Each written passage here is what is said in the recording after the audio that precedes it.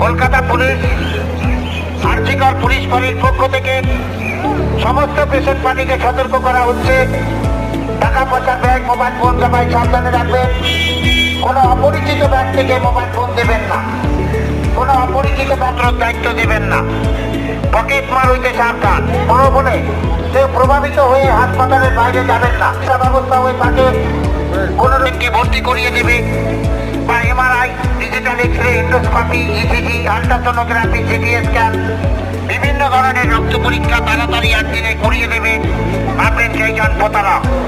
কেউ প্রতারকের ফাঁদে পা বাড়াবেন না, মেরে টাকা পয়সা খোয়া যাবে।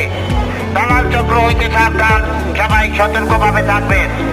আপনাদের কাছে যদি কোনরূপ ব্যক্তি সন্দেহভাজন হয়ে থাকে, আপনারা সঙ্গে সঙ্গে আরজিকর পুলিশ ফাঁড়ির সাথে যোগাযোগ করবেন।